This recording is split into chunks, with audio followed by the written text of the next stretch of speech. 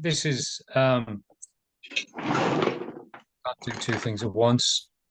This is provide systems advocacy services, and it's CHCADV005. And it's part 2, did you say? And I'm Dwayne.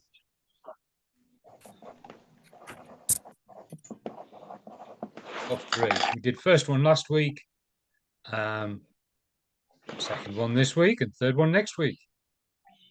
2 of 5, isn't it? Yeah, CHCADV005. So, with that, I'll go through the acknowledgement of country. In the spirit of reconciliation, Hayder Institute of Education acknowledges the traditional custodians of country throughout Australia and their connections to land, sea, and community.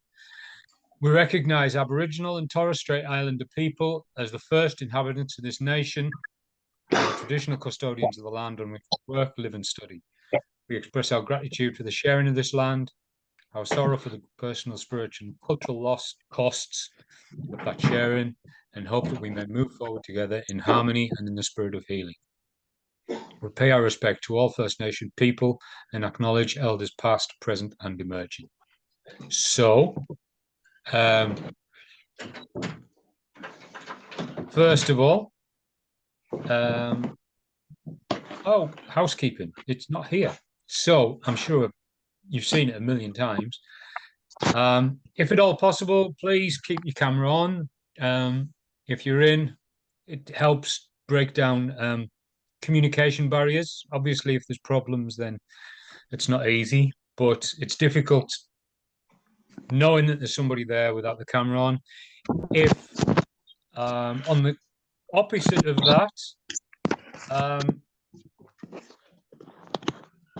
keep your microphone off unless we're talking to each other specifically, and I've just done that for everyone.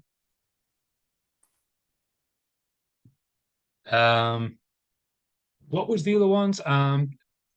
Be respectful to each other, be respectful to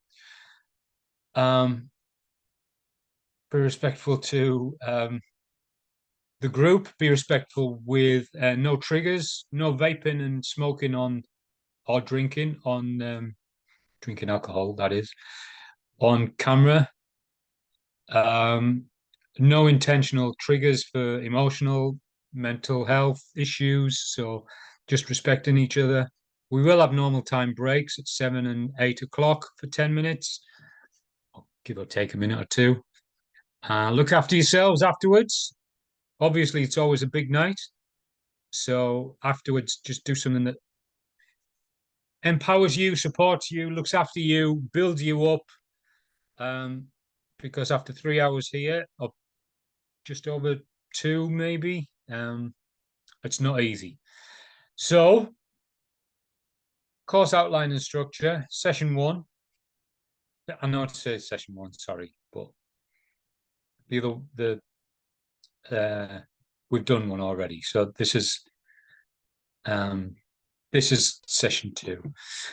So advocacy and human rights is where we left last week, looking at advocacy, trying to stand up for people that haven't got as much capacity to stand up for themselves. There was 2 main types of advocacy. There's individual advocacy, where we represent and support and help and empower somebody specific, like an individual client. And then the systems advocacy, where we are trying to fight the system, really. If the system's unfair, unjust, oppressive, if it's not helping people, then it might be only right that we would fight the system. And you're looking at that because if it was a certificate class, if module, then you might be learning about something. But this is diploma, so this is almost saying that wherever you are, whatever job you're doing, then you're probably going to be you're probably going to be in the role of making some policy somewhere, or you might be in the role of policies and procedures formulation, or you might be consulted about certain policies or ways to have a procedure worked in the workplace. And if people don't understand, you might be the one that's brought in to consult, have a chat with, put into a working committee. Nobody else wants to do it, so you've got the diploma in alcohol and other drugs, so it's all fallen on you to get into that working committee and do the policies and procedures in your lunch break every now and again. So with that, there's certain expectations that you might be fighting an unjust policy up, an unjust system. So today we're going to look at human rights, Universal Declaration of Human Rights, frameworks and instruments to protect human rights in Australia, human needs and human rights, the distinction, institutionalized discrimination, discrimination in society and community, and functions of advocacy. Excuse me, I finished my dinner literally 2 minutes before I came on camera, and it's keeps coming back. So the United Nations Declaration of Human Rights states, it states things that not everybody agrees with. It states things that huge whole nations might go against.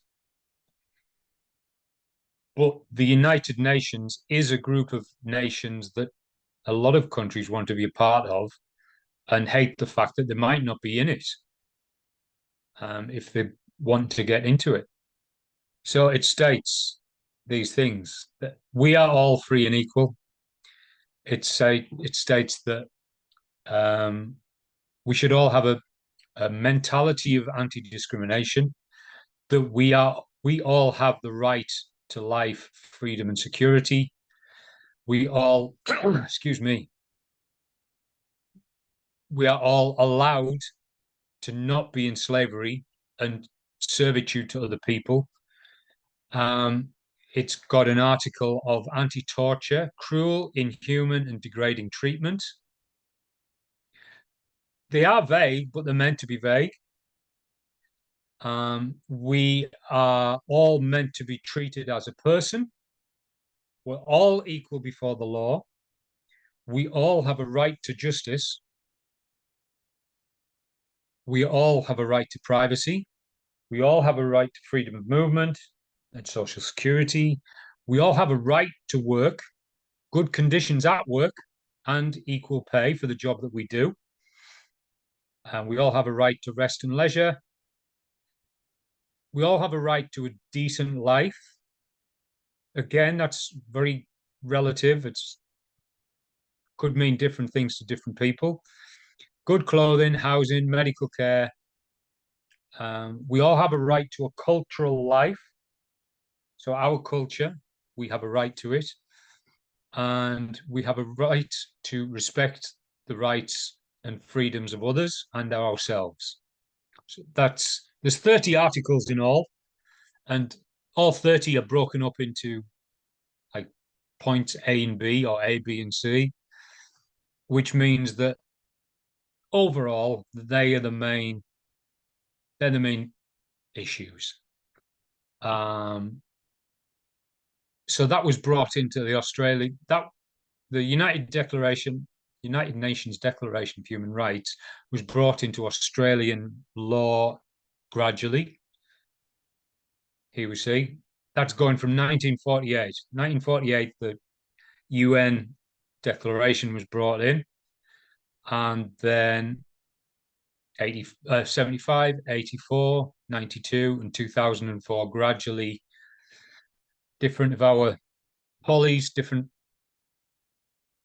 people thought, actually, it's not good enough. Australia isn't good enough to be living like this. We need to incorporate the human rights more and more. So I'll just give you a look at them. Yes, go for it, Paul. Mate, I just wanted to ask a question. Could you please just tell me the Age Discrimination Act, is that age discrimination at both ends of the scale? Yeah, it's generic. Because Like- it used to be, and I don't know if this is a state thing, you had to be 15 years and 6 months, I think, before you could get a job as a child, part-time job. Right, yeah. I just want to know if that applies, if that's what this act here is talking about, or is it? Oh, I don't know. More at the other end of the scale. It's not specifically on about the age to have a job. It's on about excuse me, no matter what age you are, then you're equal before the law, I guess. That whether if you're old and if you're old and you go for a job and you're 55, 60, and you go in for a job and you've got the same qualifications as somebody that's 30, you might have a bit more experience, but then the employer is going to say, oh, I don't want to pay the old guy loads of money, so we'll go for the younger guy. You can't do that. It's not allowed. Or equally, if it was the other way around, you've got a senior person and a young person going in for the same job, and the young person got plenty of experience, and the older person's got plenty of experience, then you've got to show why you're picking the person you've picked, because you could discriminate against the old person or you could discriminate against the young person, depending on which person you pick and the reasons for it. So each person for a job has got to be picked on their own merit. That's basically what it's saying. It's not just about employment as well. It got updated in 2004 to include, your accommodation, goods and services, education, and as well, this was the main one that they updated, the administration of Commonwealth laws and programs, so that there's no discrimination on either side of the age. Thanks, Guy. That was clearer than mine, Paul.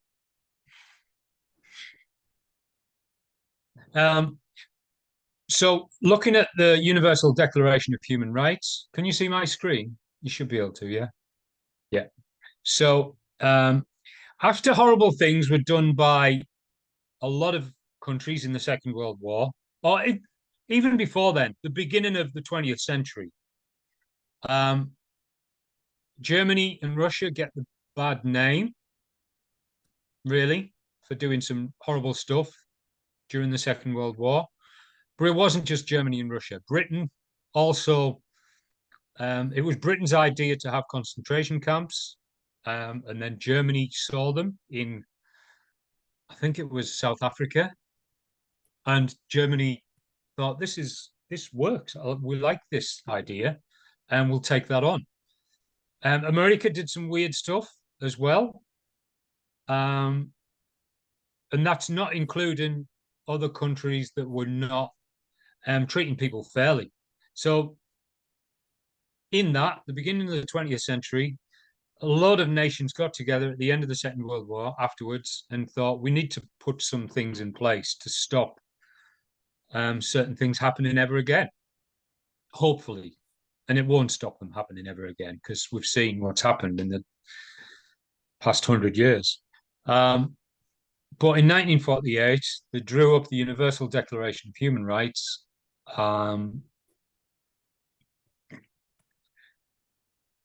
drafted by representatives with different legal and cultural backgrounds from all regions. The declaration was proclaimed by the United Nations, the General Assembly in Paris on 10th of December 1948. As a common standard of achievement for peoples and all nations, it sets out for the first time, like we've mentioned before, that different times in last century, It's the first time certain things were mentioned in Australia, or the first time certain things were put into law. But it sets out for the first time fundamental human rights to be universally protected, and it's been translated into over 500 languages. It's widely recognized as having inspired and paved the way for the adoption of more than 70 human rights treaties applied today on a permanent basis at global and regional levels. So basically, the reason why even men and women, same job, same pay, it's a human right. If you're doing the same job, then that's what it's been pushed for. The yes vote a couple of years ago, it's based on, if two people want to get married, then it's based on the Human Rights Declaration that mentions marriage. One of them mentions marriage. So there's certain things that we all have a right to. Whereas recognition of the inherent dignity and of the equal and inalienable rights of the members of the human family is the foundation of freedom, justice, and peace in the world. So it talks about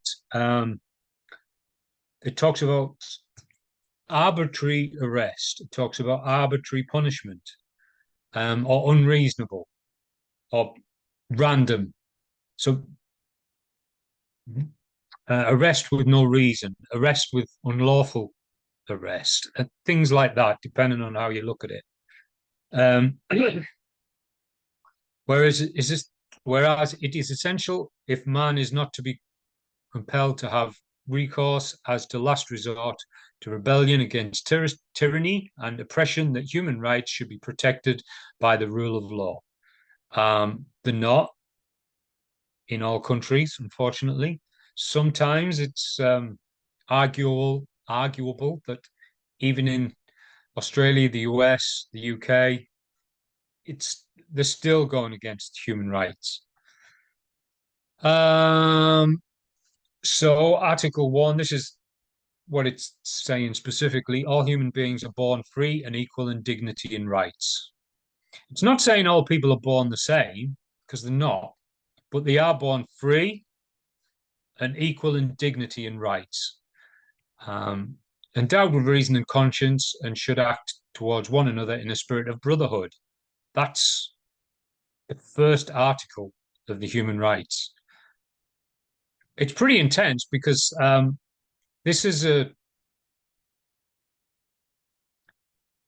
pretty powerful statement that we should act towards each other, whether it's just us here or whether it's other nations, asylum seekers, illegal immigrants, other nationalities, indigenous nationalities, all should act towards one another in a spirit of brotherhood. It's a high expectation. And then it goes into a bit of a side way. Everyone is entitled to all of the rights and freedoms set forth in this declaration. So Article 2 is that everybody is entitled to all of the rights in it. Furthermore, no distinction shall be made on the basis of political, jurisdictional, or international status of the country or territory which a person belongs to, or self-government, or any other limitation of sovereignty. It's a good idea to read through it.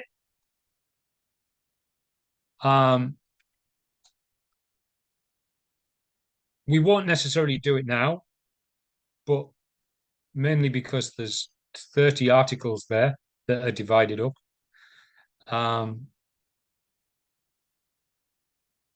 But when this topic that we're studying, it's saying, I'll just go to the government's website.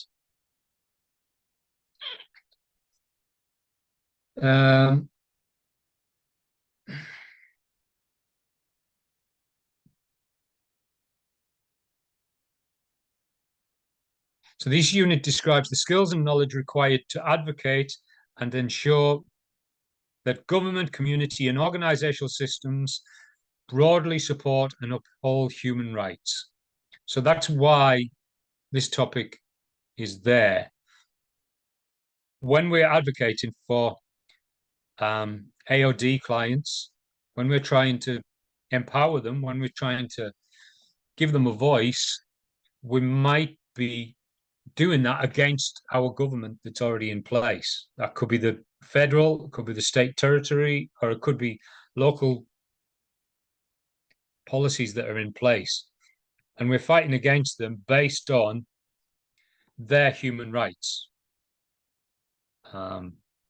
This could be a topic that's included in other community services, but with this being the alcohol and other drugs topic, then this is who we're specifically talking about.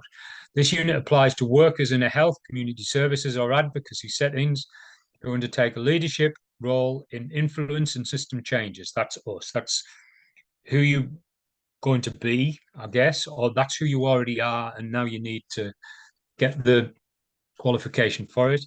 Workers at this level will also advocate for change and continuous improvement at the organizational level to improve client outcomes and service quality. So doing the diploma means that you're not just doing a job in community services, but doing the diploma means that you're looking for this here, that you in your organization, you're looking for continuous improvement at the organizational level to improve client outcomes. The complaints, everybody gets complaints. Sorry, Paul, I won't be a sec.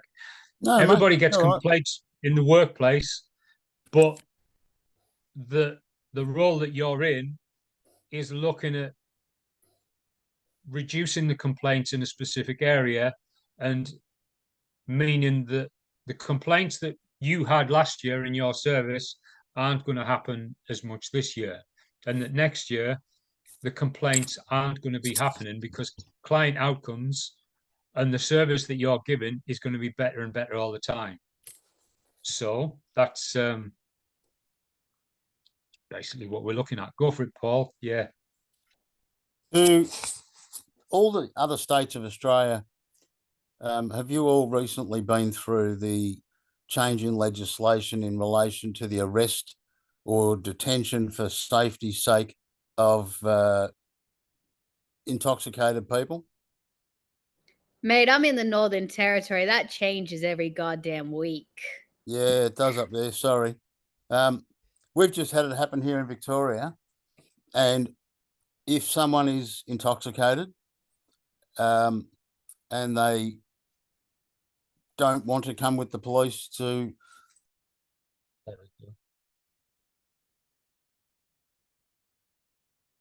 So, human rights, Universal Declaration, and then coming into federal politics, 75, 84, 92, and 2004. We looked at different policy last week.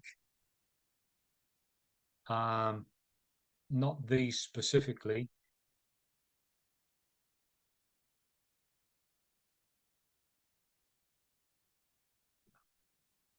Yeah, I thought we didn't. So I'll put them up. Pick one and tell me not just what it is, because the name's there right in front of it.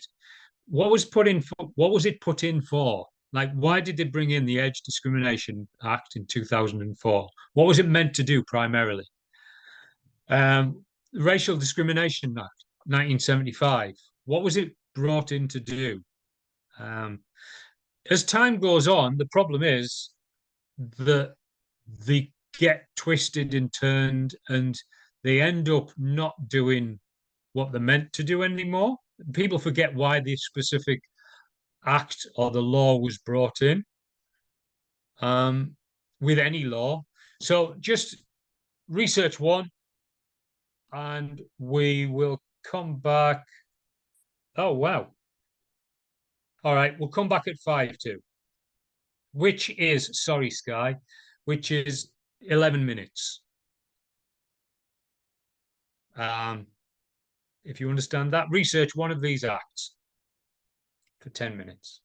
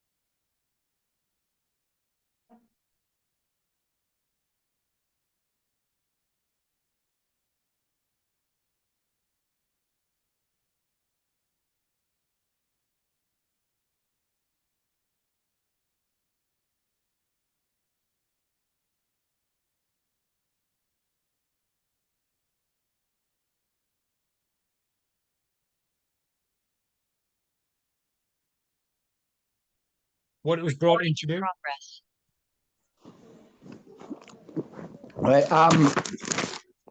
On Disability Discrimination Act 1992. Yes. There were pre-existing state laws, but it was implemented in 92 to standardise the scope of rights offered around the country, because all different states had different laws. It was slightly different, so it's to codify that. The implementation, we implemented them also because we were signatures of the International Declaration of the Human Rights of People with Disabilities, and so that's another reason why that came into play. And enable regulation of discriminatory practices by Commonwealth authorities. So it's a federal responsibility, not just state. Right, yeah.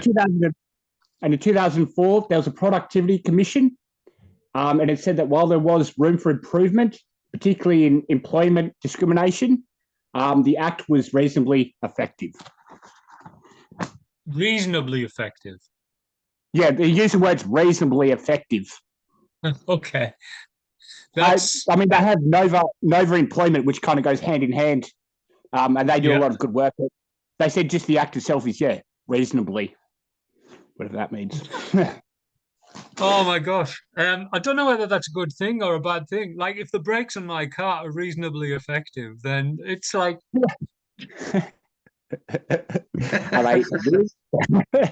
Right. But I guess that if there's different states and territories with slightly different laws, if you were disabled in one territory, you would get a different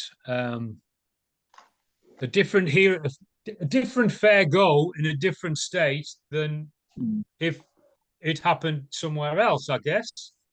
But yeah, at least it's reasonably effective. Yeah, whatever reasonably is supposed to be. Okay. You've got a different penalties and sentences act in every state.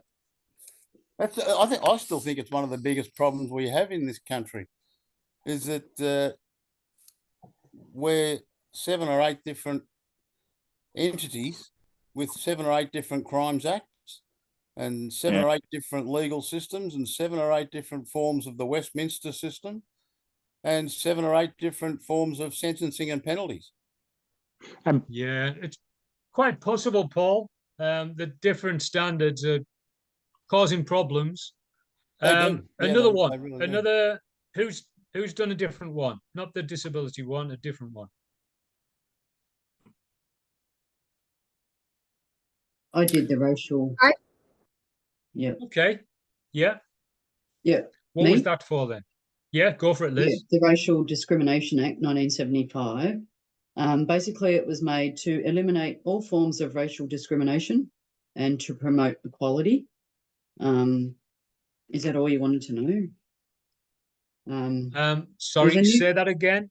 It was brought to in. eliminate all forms of racial discrimination. So this was 11th Okay. of June, 1975, and to promote equality. So, Okay. and it's got here, it was also a landmark as a new commitment to multiculturalism in Australia. Right. Okay. In 1975, it was a new commitment to multiculturalism. Yeah. I guess there were. It goes hand in hand with a lot of Indigenous policy that was nowhere near where it was meant to be, but I guess it was trying to go in the right direction, just way too slowly, maybe. I don't know. What about an age or sex discrimination? Anybody else? So I did the Sex Discrimination Act, and I think we pretty much know everything that there is to know about it. You know, the gender identity, intersexual status, marriage relationship, pregnancy, breastfeeding, family responsibility. You can't actually ask what your family responsibility is in a job application interview setting. Did not know that. I liked that. Say that again, Sky. Say that family responsibilities in a job application interview. I did not know that is illegal to ask. And as a woman in my 30s, that is something that I get asked quite often. So that's a nice little tidbit to know personally. And then I just like the fact that in 2001, obviously with the Me Too, 21 with the Me Too movement going around and everything like that, that Australia re-advised that Sexual Discrimination Act that heavily focused on sexual harassment in workplaces, that, you know, also covered other acts and legislations individually across the states. But then government said in 2021, nah, stuff you all, we're having the same act on sexual harassment regardless of your location in Australia. So I liked that that's one size fits all for male and female across Australia. At least you've got that protection. But yeah, I think it does need a little bit more of a update on some of its things. But yeah, it was a nice read. Learned something. I like the fact that it's the family responsibility. It's not, you're not allowed to ask it to, I guess, to men neither, because like a single parent could be bringing up the kids, but it doesn't necessarily have anything to do with the job that you're trying to get employed as. No, so that definitely not. I'm somebody who lives 1 week away from their family every week, and I've got 3 small kids, and I somehow make it work. And if they had asked me that in my interview question, because I've always brushed it off, because I do remote work. I've always done remote work, but I've always brushed that question off and said, oh, no, I don't have a family that lives nearby. I just lie straight through my teeth. I didn't know it was illegal. So if I had been honest in that question and said, oh yeah, I've got a 4-year-old, a 8-year-old and a 14-year-old, and I'm a single mum, I probably would never get a lot of my remote jobs that I have, because I'm too much of a risk factor. Can you define family responsibility for like, what would that mean when they ask that? It said family responsibility, so it included your marital relationship status, your pregnancy status or your pregnancy planning status, your caring for family members, including elderly and young children and disabled bodies. And it also included, very briefly, it just glossed over it, but also your accommodation, your living situation. But they didn't go into much detail about that one. It's pretty comprehensive then, really. Wow. Okay. And age discrimination. Yeah, we haven't done that one. Anyone?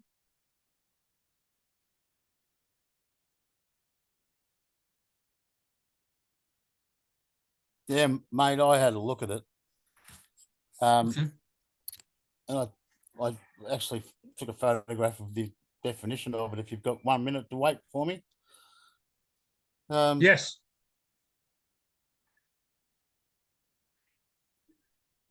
I'm buggered if I know what I've done with it now, mate. But anyway, it was it related to, as you said earlier, it's neither one nor the other.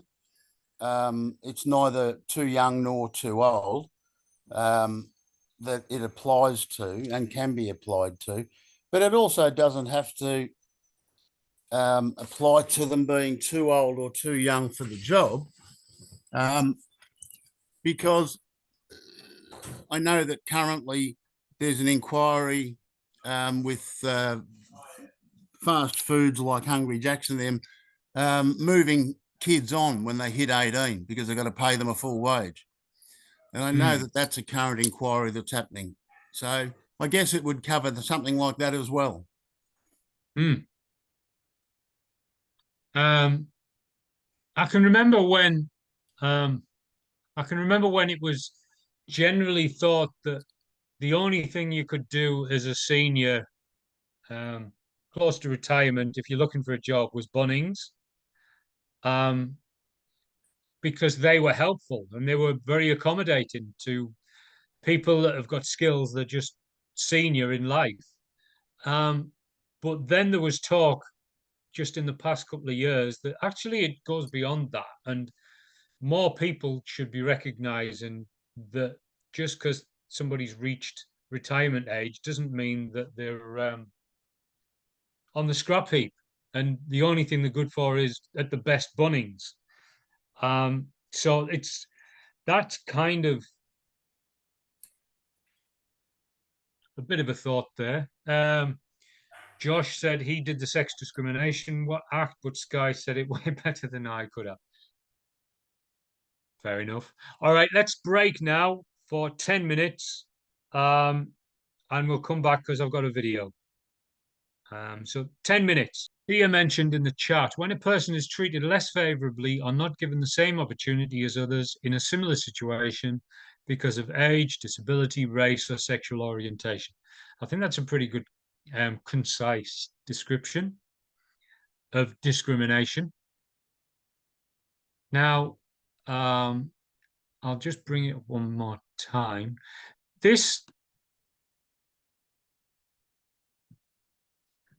discrimination was brought up 30, 40 years ago with the word prejudice. And when these discrimination acts were brought in, there was a massive distinction between prejudice and discrimination.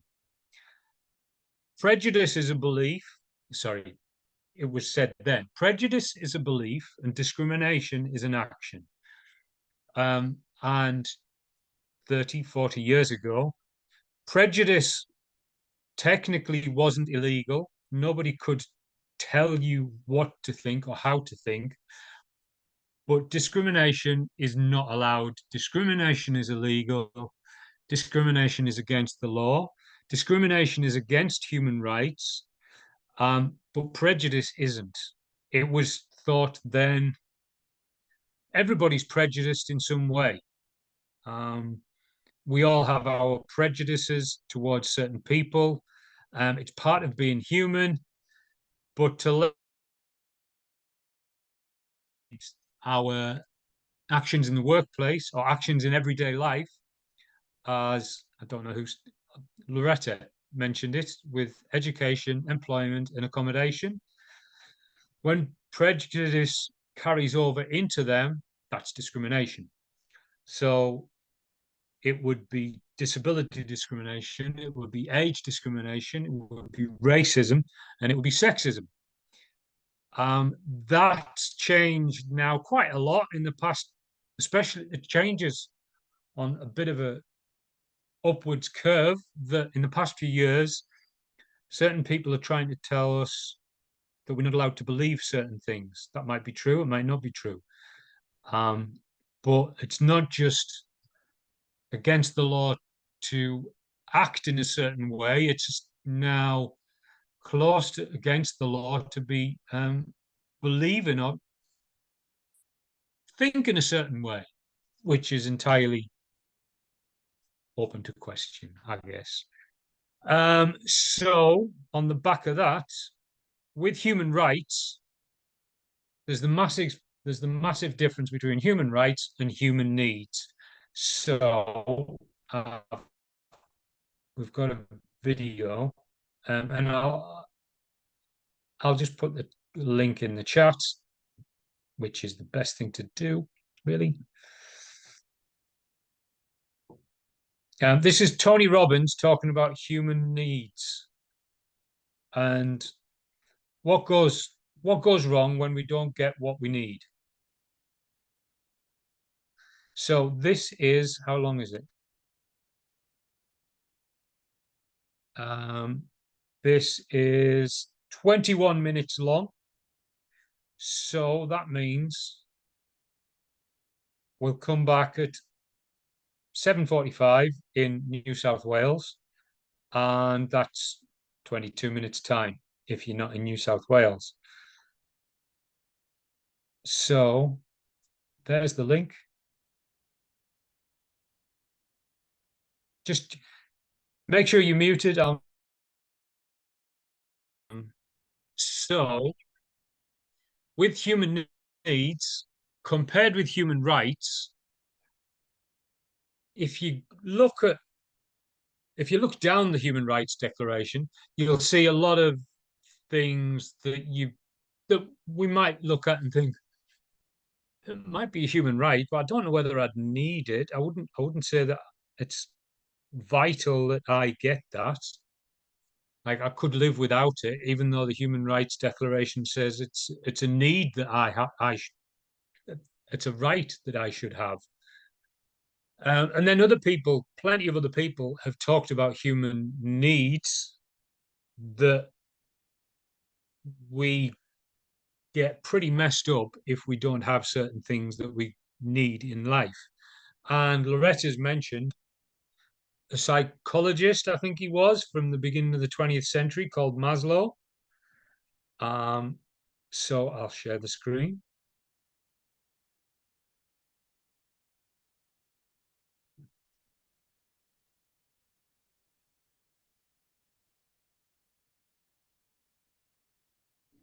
So we've got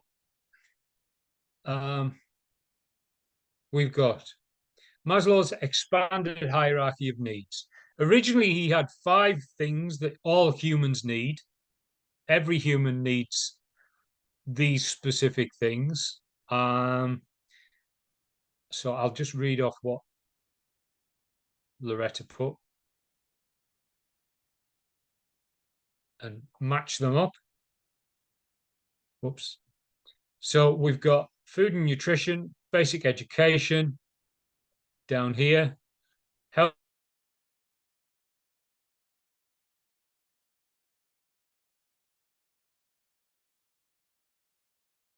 So they're down here, but then it was decided that actually Maslow goes beyond that.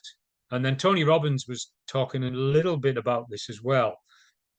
They're not just physical needs, they're actual emotional needs. So we're going all the way up here. Cognitive needs are almost educational needs. So she had education. Yeah, education. And not just basic education. Something that we need to be schooling ourselves every day for the rest of our life, or we go stale.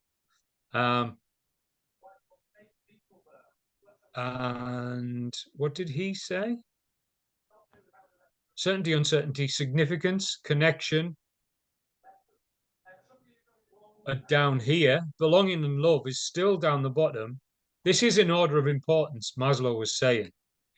Physical, food, safety, shelter, love, people that people that are putting into our life, people that are building us up, education, art type thing. And this is what Tony Robbins was on about here, contributing beyond ourselves. Us giving out into society, not just taking all the time. So,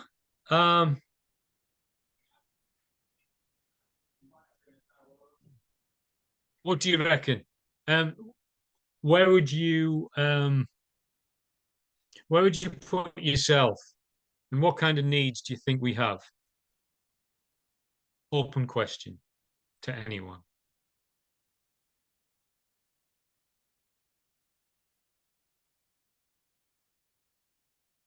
Because people are amending it all the time.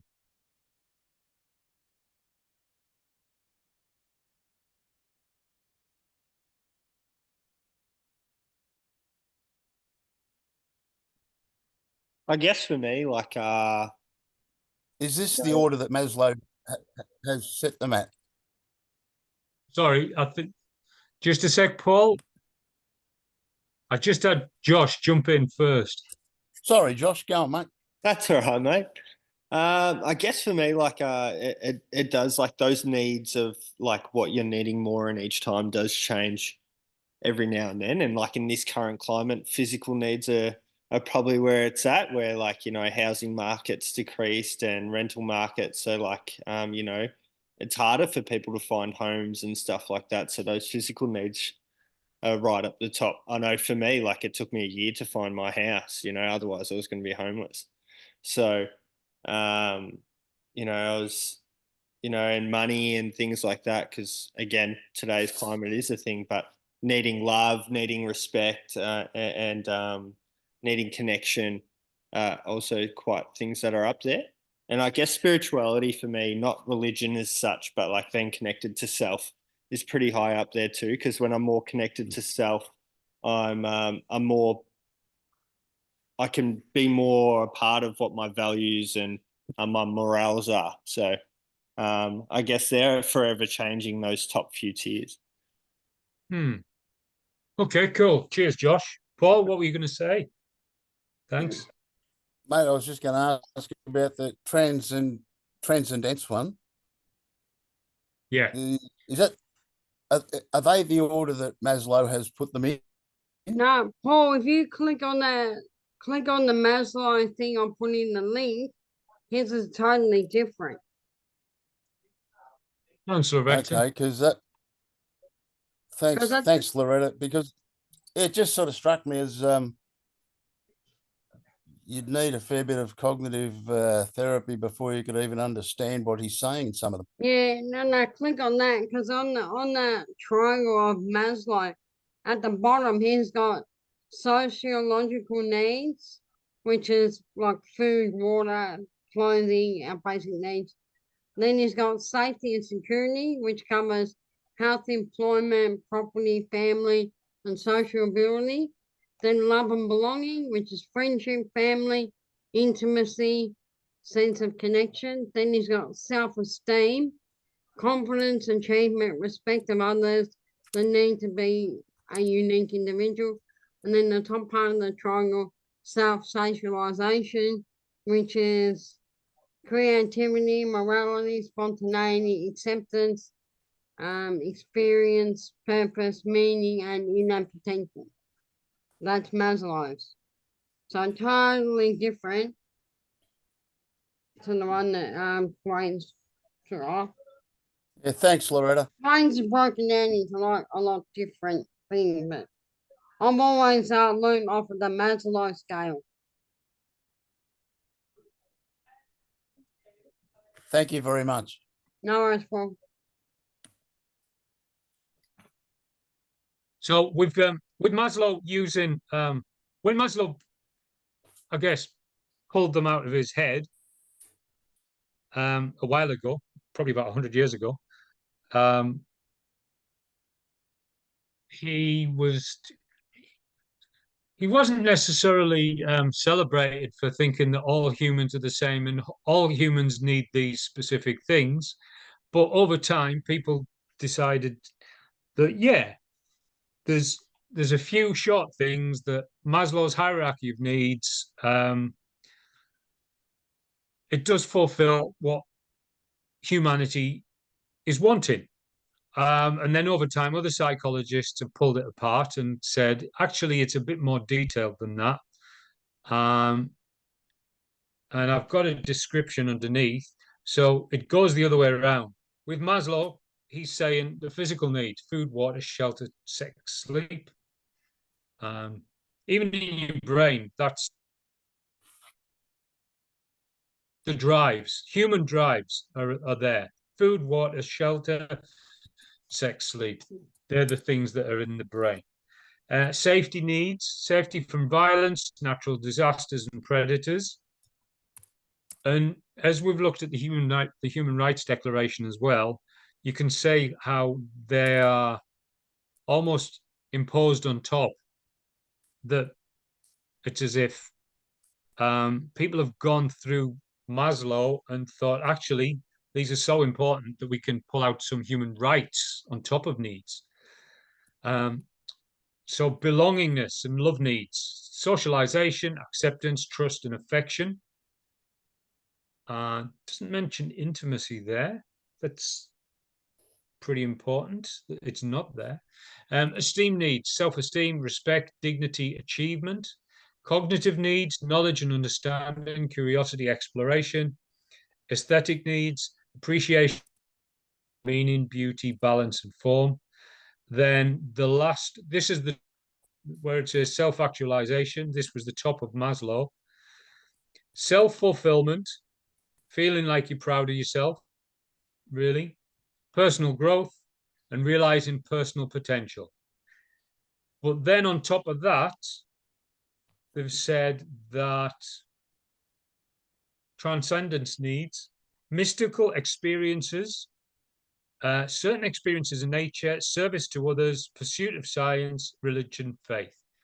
Now, they could be matched up with aesthetic, like beauty, mystical experiences, a beautiful mountaintop experience could be blended in with other art needs that Maslow said. So what it's saying is that basically every major psychologist is saying that there's certain things that we need in life. And we just got to figure out what it is that motivates us, like Tony Robbins was saying. When we turn this round,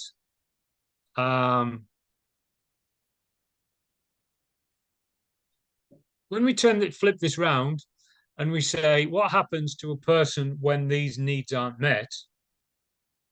What do you think would happen?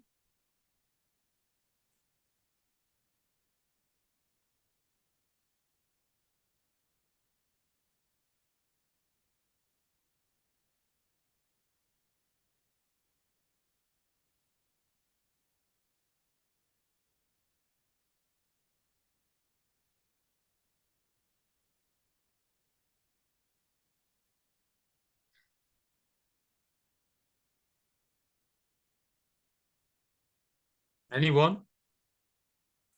What would happen if people weren't getting something that's about?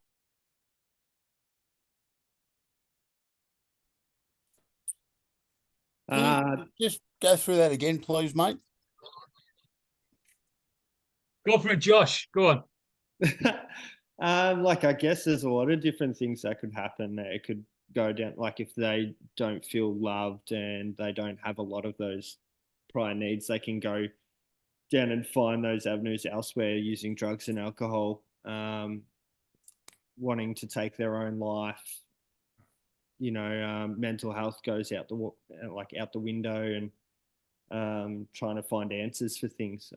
Or, you know, if they're really not meeting those things, there's legal action they can take and stuff as well too. But more or less, like I guess it's the negatives that really stand out for me, is the drug addiction, suicide, and all that type of stuff.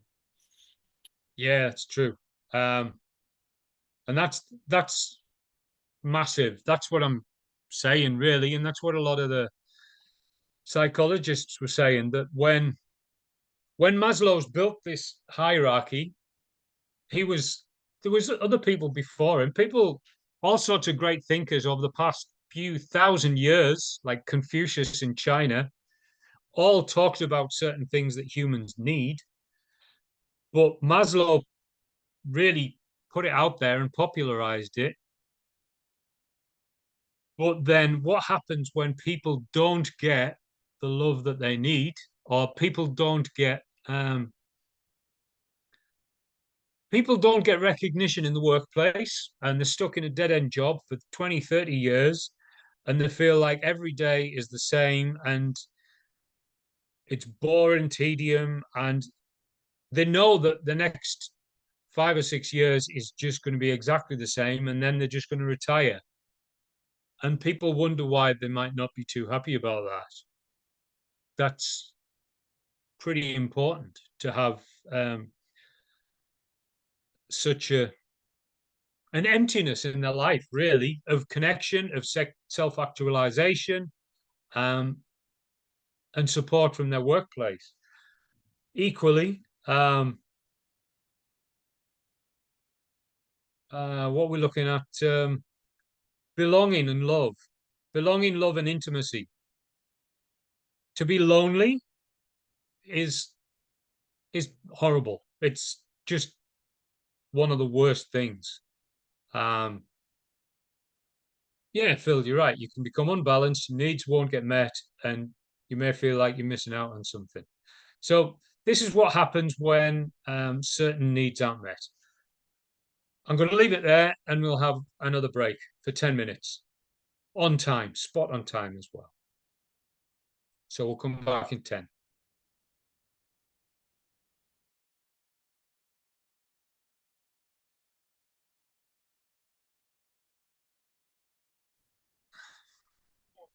There we go.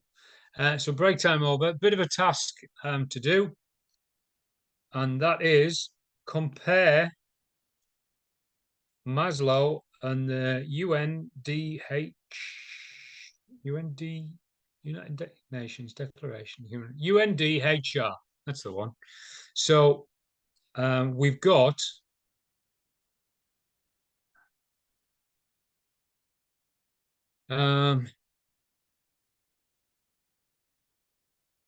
if you were to Google Maslow's hierarchy, you would see different commentators editing it over the past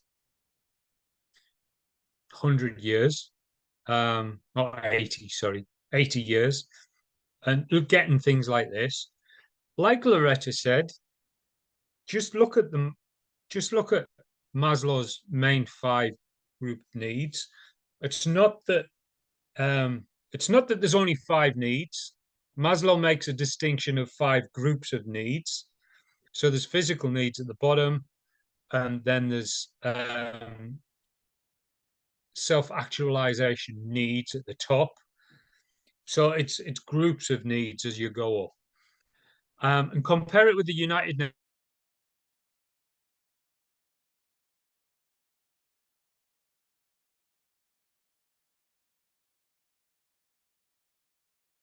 Which of the needs, and which of the needs or which of the rights are in the wrong order, would you say? So that's, I think you can have 10 minutes. Yes, could go you for it. put that in the chat? My internet just dropped out for like 10 seconds. I will. Yes. Yeah. I'll write it all down because it's easier. Happened to all of us. Maybe it was me. If the world is faulty, it's probably me. You can blame me this week because I'm out on community, so you can blame me. All right, I'll take that opportunity. Sorry, Dwayne. We all dropped out. Wasn't just you. Yes, so it was. No. It was all of you. It wasn't me. All... Come up with as Sky comes back in. Sky's left and come back in now.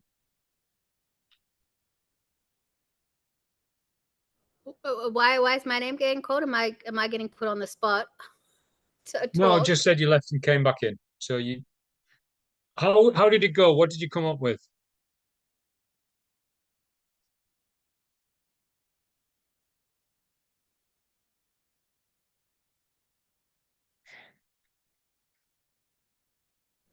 Yeah, no, it was good. It was good to have difference of opinions, and we had a little bit of debate on the safety needs, comparing it to the Maslow's and the UDHR, and as well as the psychological needs, and then some interesting information about the belonging, the loves and needs, comparing that to Maslow's hierarchy, and then how that kind of contradicts some of the higher ups. If that one's not met, well, then how do we meet number 2 or 3 with creativity with Maslow? So that was great to have that discussion. We were all on the same page of what is Maslow's and what is the UDHR. So that was fantastic. We all had slightly different of opinions of what is the difference, but generally the correct answer, generally the correct answer, but just a little bit different, a little bit tweaked. We didn't actually move on to if the needs or the rights are in the wrong order. We didn't touch that, I'll be honest. We got a bit too much in our conversations and debates. So maybe somebody else can say if they did the needs or rights and if they believe it's in the wrong order. Yeah, cool. Thanks. Phil, Loretta, and Robbie.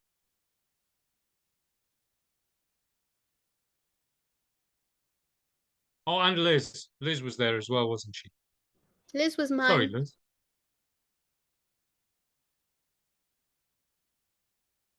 Sorry, but my cat's sitting on my homework. Yeah, I was in Sky's group. Oh, sorry. Okay, so it's just the other 3 then.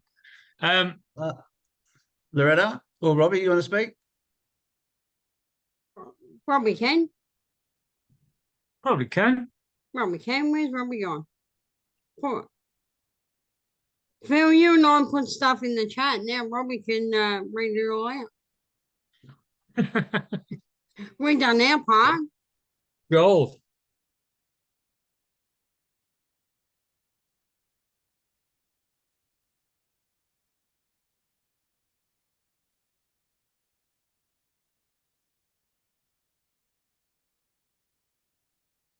I'm just seeing Robbie's finger just pointing at me. Oh, what's he doing?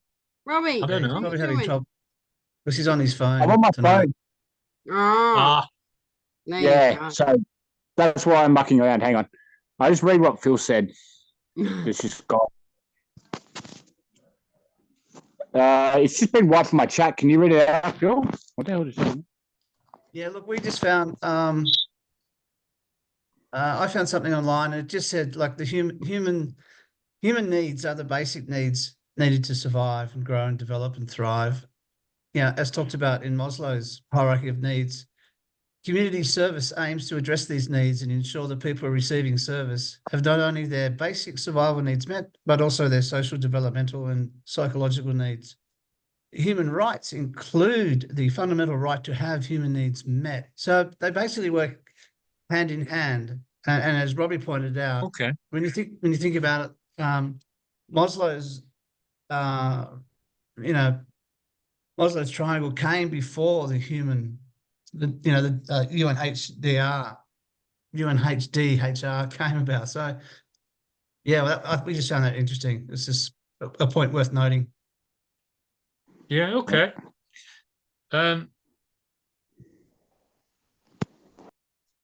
Okay, yeah. I do need to leave it there because there's a couple of spanners to throw in the works. It's gonna obviously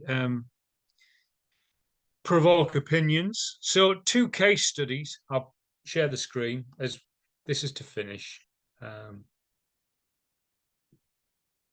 2 case studies, 2 news articles.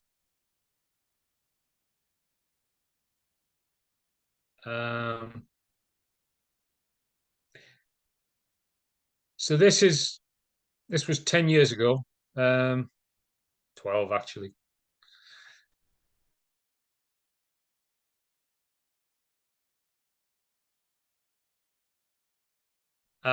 You're in a train station and you can't actually hear what on earth is being said.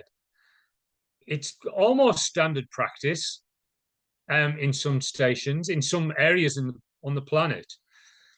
But if you don't understand what's being said, you just look on the screen, on any of the screens or the timetable or the map, and you figure out what on earth has just been said, where this next train is going to, what stops it's going to get off on, you could get off on, and stuff like that, unless you're blind or partially sighted.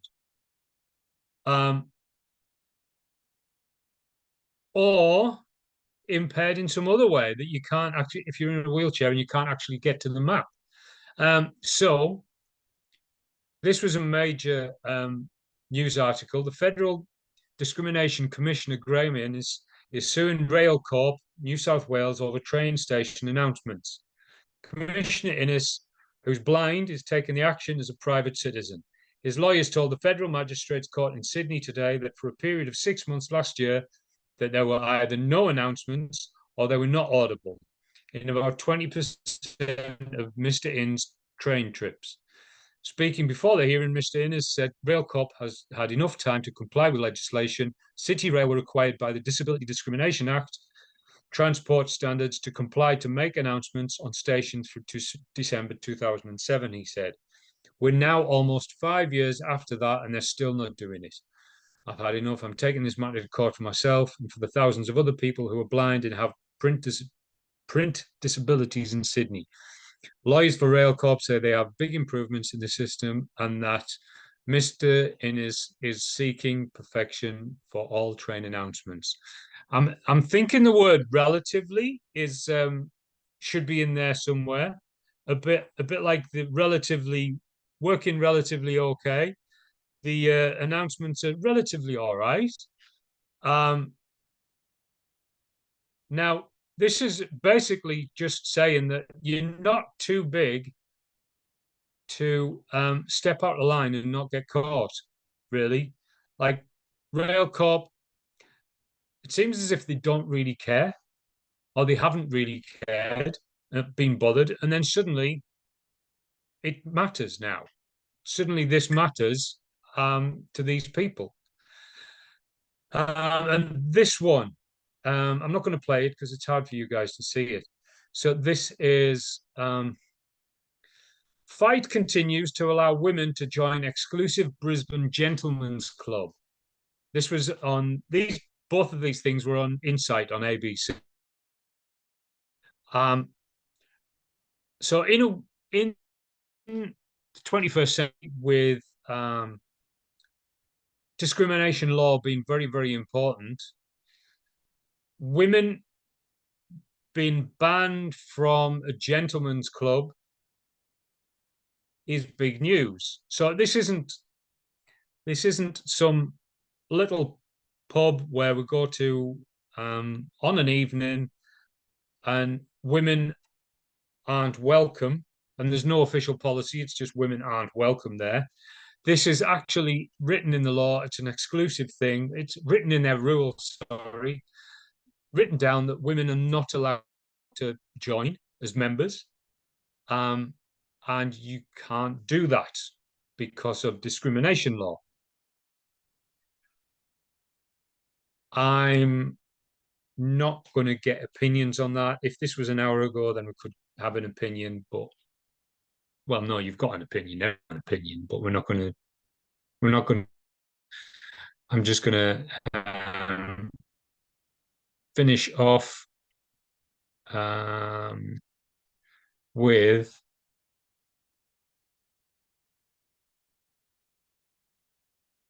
it goes into advocacy now. So there we go. I'll stop sharing.